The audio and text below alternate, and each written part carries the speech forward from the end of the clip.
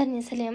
Үйде макарон бітіп қалды. Болса, ветрянка болып ауыр жатқасын, азық-түлікке осы жолы күйеуім барып келді. Толтырып әкеліпті. Бұдан былай күйеуімді жұмсамасам, бір әкелсе молығып әкеледі. Тауықтың балаларын жайғастырып, балалардың сүйікті жеміс-жидектері. Енді 15 күн үйден шықпай отырамыз. Осылай толтырып салып қойдым. Онда кемел макаронын алып ұнап еді. Күйеуіме қай түрін алу керек екенін айтпағандықтан, ол барлық түрінен ала салыпты. Біздің балалар осындай тесталы тамақты жақсы көреді. Түр-түрінен әкелгені жақсы болды. 15 күн бойы әр түрлі қылып пісіріп беремін.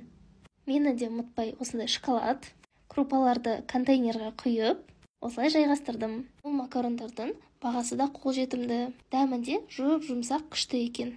Біз Оптовка, Алтын Орда деген базарлардан алып жүрміз. Ал осылай контейнерға салып қойдым. Осылай эстетично, әдемі көрінеді. Тезірек ужин пісірейін. Осылай етті кішкентайлау етіп турадым. Табама май құйып, оны жақсылап қыздырып, етті саламын. Ойбай, етін аз демеңіздер. Балаларым тек картошкасы мен макаронын теріп жейді. Екеумізге бұл ет жетеді. Тұзын салып араластырып, аздап қатырып қойған, қолдан жасалған томатымды енді қолданамын. Оған дейін пияз ашып, тамақты балалар ұйықтағанда жасаймын. Тыныштықта сериал қосып қойып, жақсаған кайфе.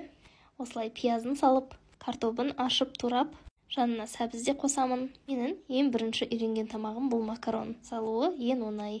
Менде бүгін рожки, осылай қалғанын салып, араластырып қуырып, су құйып, бұқтырып қойдым. Сулы болғанын жақсы көреміз. Ал менің тамағым дайын. Сіздің балаларыңыздың сүйікті тамағы қандай? Ал бізге ас болсын.